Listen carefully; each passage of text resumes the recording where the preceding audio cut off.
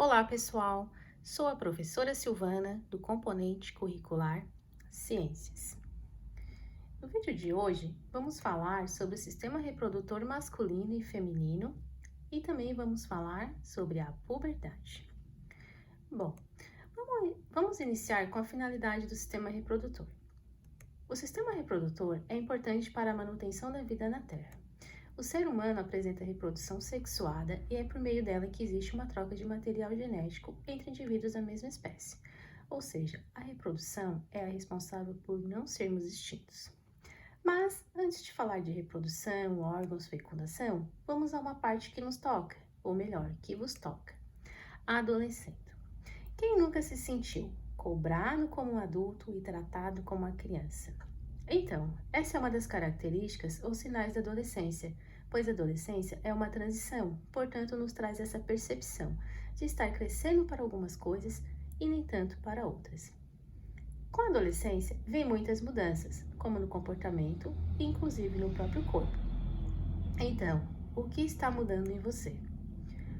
Ou o que já mudou em você? Bem, se nada mudou ainda, calma, tudo tem seu tempo e você ainda está dentro do limite dessas mudanças. E pode ser que você já tenha mudado e nem percebeu. Adolescência, hormônios e puberdade. O início da adolescência é determinado por mudanças biológicas, ou seja, que ocorrem no corpo e geralmente iniciam entre os 9 e 14 anos. Com essas mudanças, iniciam também as atividades hormonais, que são alterações no corpo e comportamento, e assim surge a puberdade, que nada mais é do que o amadurecimento sexual.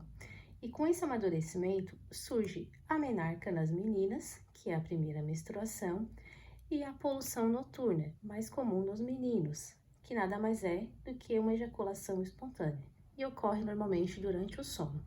E também surgem as características sexuais secundárias, que vamos conhecer agora quais são. Nos meninos, a puberdade inicia com a produção de espermatozoide e testosterona. A testosterona é o hormônio sexual masculino, e com ela surgem também as características sexuais secundárias, como o aumento nos órgãos sexuais, aparecimento de pelos, a voz engrossa, os ombros se alargam, ficam mais musculosos, há um crescimento acentuado e ocorrem as primeiras ejaculações. Nessa fase, inicia também a estimulação das glândulas sudoríparas. Então, é importante ficar atento nos hábitos de higiene, como banhos frequentes e uso de desodorantes. Já nas meninas, a puberdade inicia com a produção de óvulos e hormônios, como a progesterona e estrógeno. E também tem as características secundárias sexuais, como o crescimento dos seios, aparecimento dos pelos, alargamento das ancas, corpo mais arredondado, a menarca e também há um crescimento mais acentuado. Agora vamos conhecer as estruturas dos órgãos envolvidos na reprodução.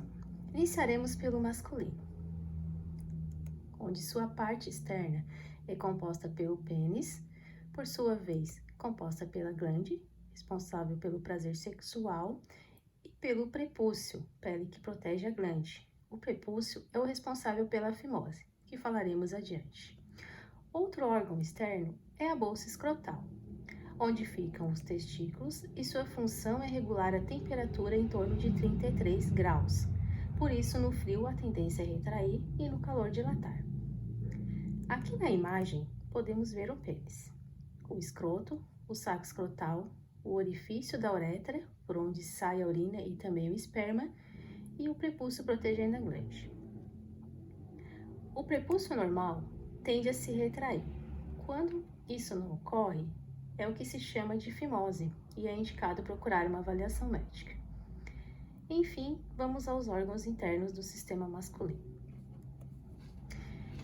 Ele é composto pelo testículo, que são túbulos seminíferos responsáveis pela produção de espermatozoides e testosterona, epidídimo, que são tubos enovelados com a função de armazenar os espermatozoides, vesículas seminais, que produzem uma secreção viscosa que ajuda na sobrevivência dos espermatozoides, próstata, que também produz uma secreção com função de neutralizar a acidez vaginal.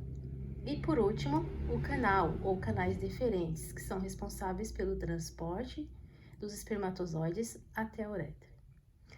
Aqui na imagem, podemos visualizar os órgãos internos, como a vesícula, a próstata, canal deferente, testículo, epidídimo e a uretra. E aqui temos uma imagem do gameta masculino, o espermatozoide. Agora vamos aos órgãos externos do sistema genital feminino. Externamente encontramos a vulva, composta por grandes e pequenos lábios que protegem e lubrificam, composta também pelo clitóris, responsável pelo prazer sexual, e a abertura vaginal, que leva aos órgãos internos e permite a saída da menstruação e do bebê quando gestado. É importante destacar que no sistema feminino, a uretra, o ânus e o períneo não fazem parte do sistema reprodutor feminino. E aqui na imagem podemos ver uma vagina, representada pelo clitóris, grandes lábios e pequenos lábios. Na abertura vaginal, encontramos também o ímen, que faz a proteção dos órgãos internos e pode ser do tipo anular, septado, cribiforme e gestado, quando já foi rompido. Os órgãos externos do sistema reprodutor feminino são o canal vaginal, órgão cilíndrico, oco e alongado, é onde há a penetração do pênis, saem os bebês e a menstruação. A uretra, formada por paredes musculares distensíveis para o desenvolvimento do feto. As tubas uterinas, canais que ligam o útero ao ovário e onde ocorre a fecundação, e os ovários, que são responsáveis pela produção dos óvulos e hormônio feminino. Aqui na imagem, podemos ver o sistema reprodutor feminino internamente. Temos a vagina, o útero, a tuba uterina, que são duas, e os ovários, também dois. Mais precisamente, podemos ver o óvulo sendo fecundado em uma das tubas uterinas. Em seguida, segue em direção ao útero, onde se fixa no endométrio, que é um tecido granular com a função de fixar o embrião. Assim como vimos o espermatozoide, gameta masculino, vemos aqui agora o óvulo, gameta feminino, que é esse amarelinho na imagem. Vamos resumir o passo a passo da fecundação. O espermatozoide tem a função de chegar ao útero, mas precisamente precisa ser produzido nos testículos. Depois fica armazenado, esperando a hora certa, no epidídimo. Passa pela vesícula e próstata, onde recebe os líquidos seminais, e segue em direção ao pênis, saindo pela uretra. Assim, ele chega na vagina, passa pelo útero e encontra o óvulo na tuba uterina. E pronto, acontece a fecundação, que nada mais é do que o encontro do gameta masculino e feminino. Fecundado, o óvulo e o espermatozoide passam a se chamar de zigoto ou célula-ovo, que passará por divisões celulares até originar um embrião. E pode acontecer de originar também 2 ou mais, dando origem a uma gravidez gemelar. Resumindo, podemos ver a seguir o esquema todo acontecendo.